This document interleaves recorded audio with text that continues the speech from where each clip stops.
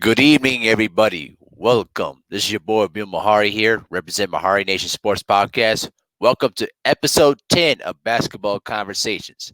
Salute to the entire LDBC. Salute to the greater basketball and boxing community. I hope everybody had a good Thanksgiving, spending time with your family and your loved ones. You know what I mean? We're about 2 weeks, about 3 weeks away from Christmas. If for y'all who celebrate Christmas like I do, make sure to get all your loved ones the best presents they can ask for. You know what I mean? To spend time with your loved ones, though, man. You only get one opportunity in life to spend the time with all of your family and friends that's been with you since day one. You know what I mean? So I try to make sure to do that as much as possible. But we are back after a long weekend of feasting and watching all that football and Black Friday deals and such. We got a lot to talk about in basketball today. So, with no further ado, let's get down to it. Let's get down to it. First, I wanted to give a salute to James Harden. Okay. He's dropped a 60-point game. I give him much credit. And also, one more thing, and I almost forgot. Tune in Friday night, 9 p.m. Central Time. Me and my brother stay ready. We're going to have ourselves a little basketball debate on episode 11 of Basketball Conversations. So tune in, check that out. Give much love and support, though. But stay ready. You going down. Trust me on that. But let's get down to it. Let's get down to business here. So James Harden had a performance of a lifetime again, scoring 60 points. He had a 60-point game. And I'll tell you this, though. It was a very impressive performance. You know what I mean? Against the Atlanta Hawks, dropped 60 points in 3 quarters. But with no disrespect, it still will never ever beat the 81 points that Kobe Bryant did back in 2006. And the bigger thing is that with that 81-point performance, his team was behind against the Toronto Raptors and literally carried the team on his back. I think he had about 49 points in the second half. You know what I mean? To carry them to the 81 points. So it was a great performance. But I'm not going to take it away from James Harden for what he did. Fantastic performance by him. I'm just waiting to see how he'll get it done in the playoffs. That's all I care about at this point. You understand me? So for all the new people in, make sure to smash the like button and also hit the subscribe button to get all the latest notifications when I go in there and get it on my live stream. Okay. Now, Mavericks guard / forward Luka Doncic had a very impressive month in November. You know what I mean? This guy has been really balling out for the Dallas Mavericks. And now that Dirk Nowitzki's finally retired, they now have another face of the franchise on their belt. You know what I mean? This kid can do it all. He can shoot, he can pass, he can finish. You know what I mean? He's really been one of the big bright spots of the draft, along with your Trae Young from the Atlanta Hawks. But what I've been hearing around about this whole Luka Doncic talk is that people have been talking about him possibly being better than Kawhi Leonard and LeBron James when he was at Luka Doncic's age at 20 years old.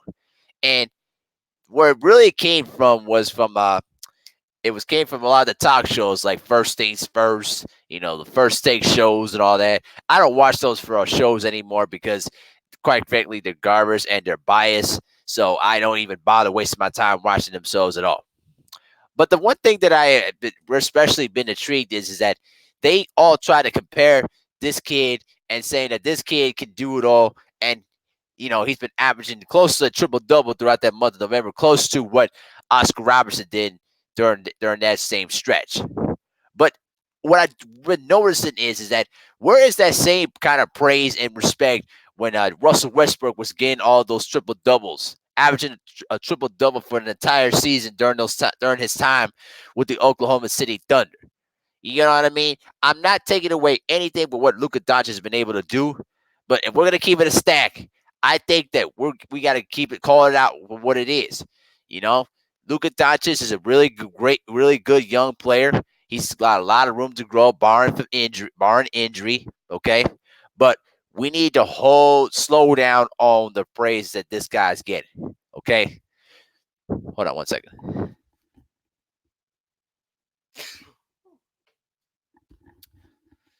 Sorry about that. Had to sneeze a little bit. But my point is that this kid has not even been in the playoffs yet, and we have yet to see him how he'll perform in the big stage of the playoffs. So, can we please slow down on the praise and all the comparisons about Luka Doncic, though, man, between those guys of those great established stars like Kawhi Leonard and James Harden and those people, because it's really driving me crazy. Because at the end of the day, this kid's got a lot of upside, and he's going to be a really phenomenal player in the future, and he's going to be a multi-time All-Star. But I think we really need to slow it down. We listen. We need to really see how his career is going to project as he gets into his prime, as he starts developing new skills, and how the league is going to adjust guarding Luka Doncic.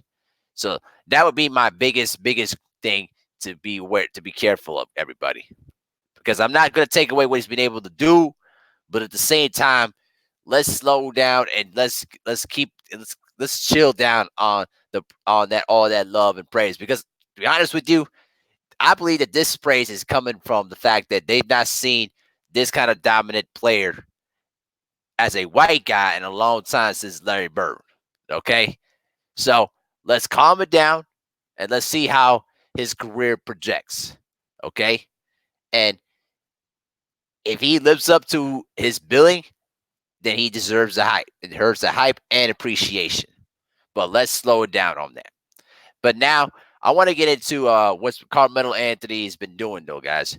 And another announcement, though, too. Carmelo Anthony was also named Western Conference Player of the Week for what he's been able to do. He's been averaging around 22 points a game, shooting at least 57% from the field and 42% from three. This guy has been really been putting in work. But this is not a surprise to anybody because Carmelo Anthony kept himself in shape during the time when he was not even playing basketball. He didn't rest on his laurels. He stayed in shape. And in fact, I'll be honest with you, I think he looks even stronger now than what he was when he was in Oklahoma City and when he was in New York. He's slimmer. He's a bit faster. And the best part about it is that he still has the capability of dropping 25 points a night on a very good night. And I really think that him with the Blazers has really been one of the keys to their bit of their turnaround since he's been able to sign with the team.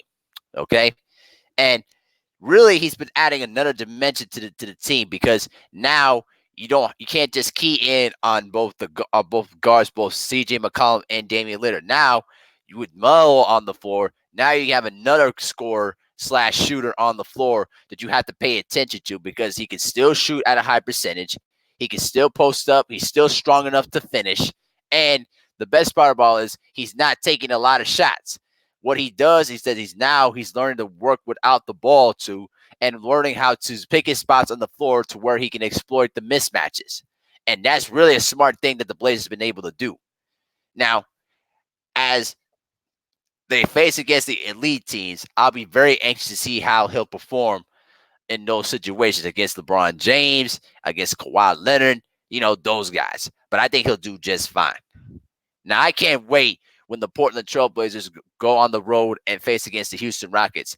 That's going to be a really big game because he's going to have a major opportunity to stick it to Daryl Morey and the Houston Rockets for what they did to him a year ago.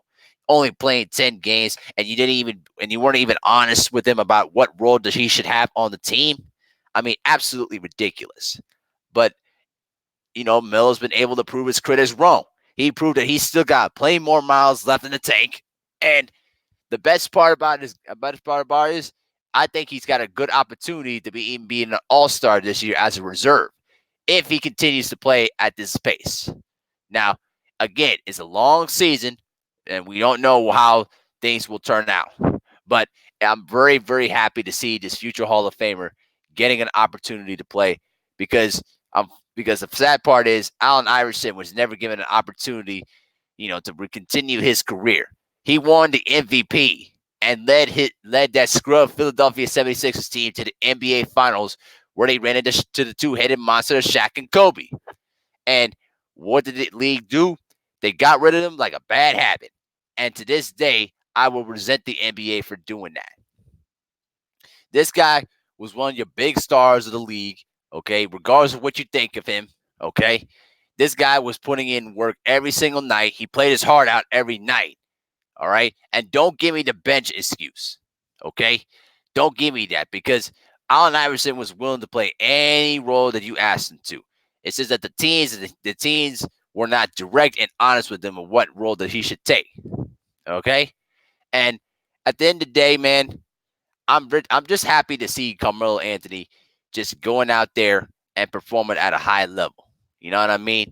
Because he deserved it. He never did anything wrong. Okay, all he does is this: he commits himself to excellence and greatness. All right. Now it's yet to be seen if he'll have an opportunity to get to the NBA Finals, bearing on what happens in the West. But I'm least happy to say that, hey, if this is going to be his final years, at least I'll be able to say that he went out on his own terms. And that's all you could ever ask for from a great player like Carmelo Anthony. All right. Now, speaking of the Western Conference, the Lakers right now are really playing some good basketball right now. The Lakers right now have been able to hold it. I've been able to hold it together, other than the embarrassment that they took against the Dallas Mavericks, in which Luka Doncic had another fantastic game.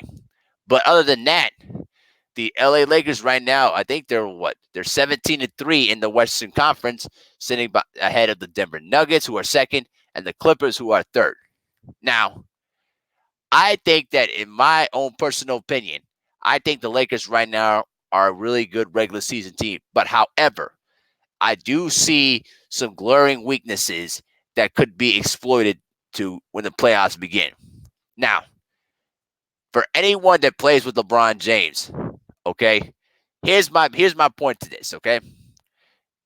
When you play with LeBron James, your role is to is either be a rebounder or a spot up shooter, okay? And I feel that Kyle Kuzma right now is not being utilized effectively. Most times he doesn't even have an opportunity to, create his own shot or get into the paint and, do what he does best. And I really think right now, even though that the Lakers have a bench, my issue is that they're not as productive as they should be. With the Clippers, they have multiple people they can throw at them on the bench. Okay. As I type up who are the bench players right now, they'll throw in Montez Harrell, Lou Williams. Okay. Lou Williams, Patrick Patterson, okay? And you got Maurice Helkes, okay? They could throw multiple guys at this team. And even Zubac can even play off the bench, and he's also the starter he's also a starter, okay? Patrick Beverly's been having a great year. All right. So I think that in the long run, even though that the Clippers right now are, going through the season, I think the Clippers right now are going to be the much more effective team because they got guys who can produce when it's time, when a number is being called to produce. For the Lakers, it's going to be a question mark of how their bench is going to produce for them in the playoffs. And I believe, in my heart, honest opinion, that's going to be the difference if the two teams meet in the playoffs. How effective are their benches going to be? Oh, what's going on, Curtis? How you doing? He asked me, who's my most disappointing team this season? Uh, that's a good question. I think my most disappointing team this year. Let me think about that for a moment. Let me think about that. I think right now my most disappointing team by far this year are basically a couple of teams. One, the Sacramento Kings, because I felt that the Kings right now they've had all the young core pieces to make a run, and unfortunately, Luke Walton has not been able to keep it together. But there's still a long season to go. I think, to me, that the Golden State Warriors, with the injuries right now, have been the most disappointing. The thing is that you gave Draymond Green $100 million to be one of your staple franchise players, and he only averaging 8 points per game. Now, Bari, they lost Steph Curry. They lost Klay Thompson due to injuries. They lost Kevin Durant / to injuries and free agency. But come on. You mean to tell me that your $100 million man is averaging 8 points per game? Absolutely ridiculous. Right now, they stand dead last in the Western Conference, and the sad part is Steve Kerr at this point is being exposed for the kind of coach that he is. Okay, a guy that basically inherited a very deep, talented team and won championships off of that talent. All right. And Mark Jackson was the guy who built the defensive foundation for those Warriors teams that they won the title. All right. So, man, the Warriors, they're gonna need one, they're gonna need to get healthy too, which is gonna be obviously the big thing. But second, they're gonna have to score a huge free agent signing this year. This coming off season to really get themselves back into the championship mix. Now, when those two backcourt players come back, they're still gonna be in the mix. But they're not gonna have enough firepower to really go contend against the Clippers and the Lakers. What they're gonna have to do is hope that when Giannis becomes a free agent, that they're going to have an opportunity to convince Giannis to leave Milwaukee and go to Golden State. And I know 78 Sports TV is not going to like that, but hey, it's free agency. Anything can happen in free agency. If you could sweet talk the superstar player into the right deal, anything could be possible. But right now, that's been my most disappointing team this year. And let me say this though too. Salute to Andrew Wiggins. I'm gonna say it right now. Andrew Wiggins has been playing outstanding basketball this year. I really think that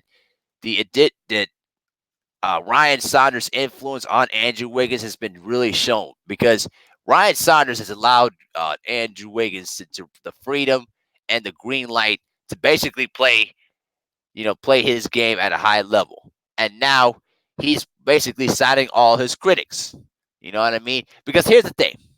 I think that when Tom Thibodeau was the coach, you know that Tom Thibodeau is basically a hard ass. He has his home discipline structure. Everything has to be done to what he says to a complete science. And over time, young players get tired of that because young players are expected to be cared for. They're expected to be matured and hope to grow and try to build a foundation. Tom Thibodeau is not a guy that you could look forward to try to build young players. He's more of a guy that can handle veteran players who are basically understood, and they could basically listen to take on that tough disciplinary acts of a guy like a Tom Thibodeau. But when he was with Minnesota, that wasn't the case. All right, I think that with Ryan Saunders there, he's a younger coach who can basically relate to the guys like the Andrew Wiggins or the Carl Anthony Towns of the world and others. And as a result, I think that right now the Timberwolves are playing better basketball than what they were a year ago. Because now that the distractions of Jimmy Butler and Tom Thibodeau are basically gone to the wayside, the Timberwolves right now can now refocus on building around those two young core players.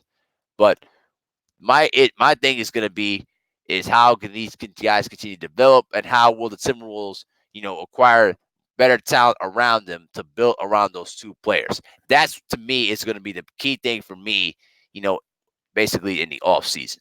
All right. So everybody that's in here in the house, go ahead and keep smashing that like button, though, guys. Very really appreciative. Okay, Curtis Anderson say, do you think the Suns will make the playoffs? I think they got an opportunity. I think that barring what happens with DeAndre Ayton when he comes back from suspension, I think that with DeAndre Ayton and with Devin Booker in the mix, I think that that this Phoenix Suns team is really going to be a very young team that's going to make some noise in the playoff mix. Do I think they'll make the playoffs? I think that they're maybe a couple. I think they're a bit too young to really make a push for the playoffs, but we don't know what could really happen. I could see the Timberwolves maybe getting that seventh or eighth seed barely, but it's really going to be tough because the West is so deep. And barring what happens to the Sacramento Kings, it's really going to be a tight race between those three teams, as soon as the season comes down to a close. Now, speaking of the season, some major news that came out last week. As I'm going to pull up the Adrian Wojnarowski article from ESPN. Okay, now the NBA last week, was in a meeting with the competition committee and with the players union on a discussion to, you know, shorten the season and basically change the playoff format. So here I'm going to read some of the article a little bit. I'm not going to read too much. So in the article it says, um, these scenarios would come with shortening the regular season to a minimum of 78 games, according to league sources. Discussions are progressing with the hopes of bringing a vote to the April meeting of the League Board of Governors that would introduce some, if not all, of these proposals into the NBA 75th anniversary for the 2021-22 season. The NBA still has work to do coordinating with the constituted of the myriad implications. Now, here's the key parts. The reseeding of the teams in the semifinal round based on regular season record could give the NBA championship series that includes its two best teams regardless of conference. The WNBA has been seeding teams in the playoffs without any regards to the conference for several seasons. Commissioner Adam Silver has been driving this agenda for change, especially in the in-season tournament cup model after the European soccer for years. The NBA is selling ideas for lucrative television and sponsorship revenue that would drive the long-term growth and combat the stagnation in a rapidly splintering consumer environment, which means, in other words, that without the star players, basically the product's been kind of suffering. The league is working to make sure that the revenue for teams and players with a shortened regular season would break evenly or be better initially, with significant financial windfalls in the long-term future. The NBA cannot implement these changes without an agreement with the NBAPA, with basically the Players Association, and those talks have been ongoing. Okay, in the proposal that includes the adoption of an in-season tournament and a postseason play-in with a traditional regular season schedule that would be reduced from 82, with most teams scheduled to play 78 or 79 games. There's a small possibility of a team playing the maximum of 83 games based on possible tournament and play-in scenarios, according to league sources. For the in-season tournament, the NBA is focused on a 30-team participation that begins with a divisional group stage of scheduled regular season games. Those pre-knockout round games would be part of the regular season schedule. 6 divisional winners based on home and road records in the group stage, and the 2 teams with the next best records would advance to a single elimination knockout round. Okay? According to the league sources, those teams could potentially compete in the quarterfinals, semifinals, or finals. Proposals exist would compensate players from advancing and winning in the tournament, according to league sources. Even though the possible patches, the NBA has no illusions that it will get the entire league to make an immediate enthusiastic commitment to the importance of competing for an in-season tournament championship. But it does believe that it would come with time and tradition. Okay. Here's what I say to this, though, guys. I think that the reduction of regular season games is not a problem for me, because it's really going to try to drive against the idea of basically of load management. But the idea of a postseason in-play tournament is way too confusing, because, again, what the NBA is trying to do is they're trying to combat the issue of load management. Okay, now we have not heard. Listen, you know what the funny thing about this is that today's players are getting paid a lot more because of the CB of the basically with the TV contract and the player and the collective bargaining. But it's basically catered to the players. Okay, and the other thing too that's really surprising for me is that the other thing that surprised me too is that the players are getting paid a lot more. They play less games, but they get injured more. And old-time players like the Karl Malones, the Michael Jordans, the Charles Barkleys, the Charles Oakleys of the world, and others, they played the max of 82 games, the majority of their careers. The glove rarely missed a game. He was one of the most durable players in NBA history. Now, do I really think that this is really going to fix the issue of load management? No, I don't think so. Because you got to understand, the thing is that these players need to do a better job, okay, basically getting themselves ready and getting themselves in shape, before the season really kicks off, okay?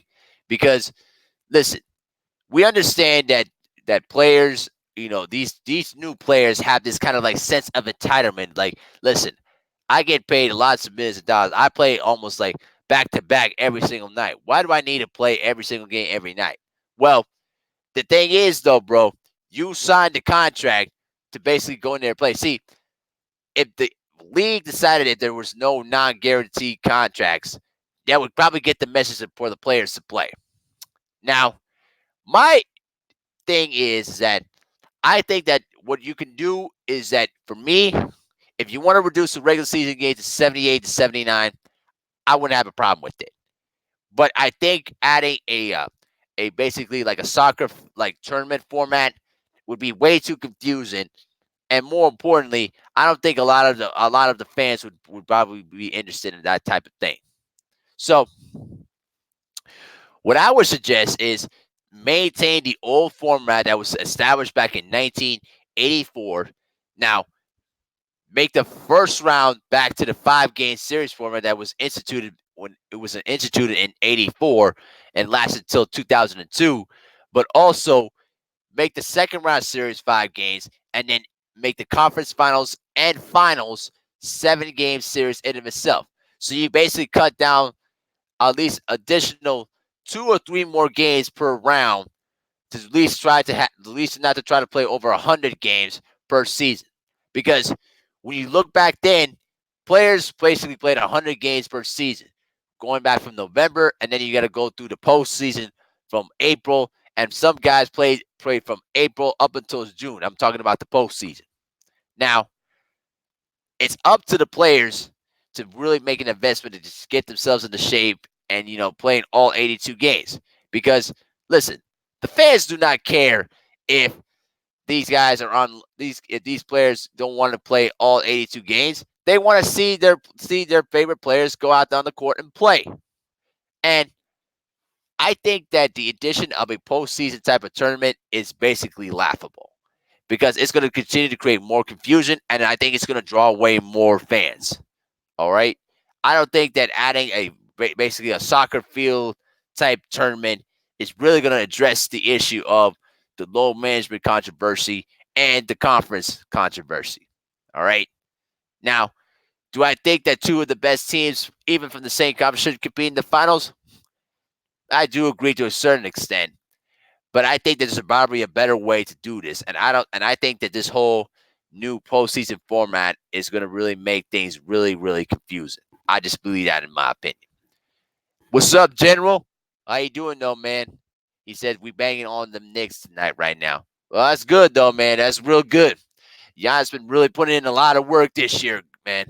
I've been very, very impressed of what he's been able to do. Now, my prediction for the finals, I'm going to go with the Milwaukee Bucks versus the LA Clippers in the NBA Finals, in my opinion.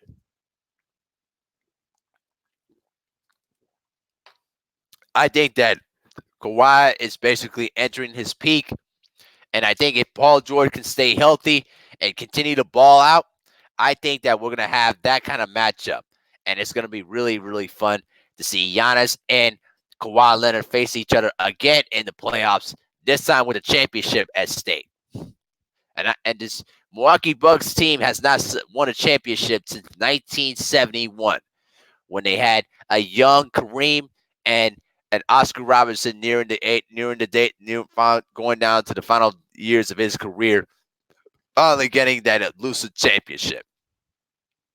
So I hope I'm right. I would love to see that kind of series, but you know that the NBA is going to do whatever they can to at least try to get the Lakers to the finals at least.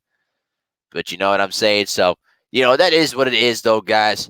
And I think that I think at this point right now, I think that let me get through this last subject before I get out of here.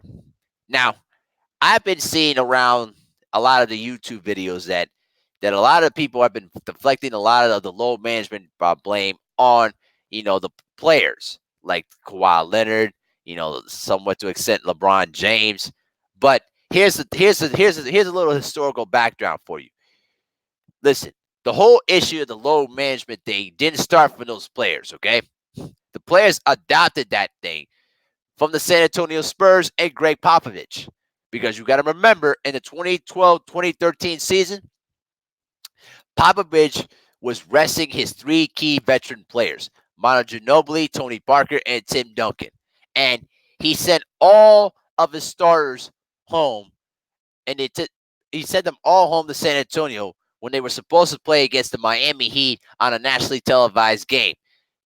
The commissioner, David Stern, at the time was not pleased about it, and he fined the Spurs organization $275,000, and basically was ranted about how that the fact that they send those players home is already a disgrace.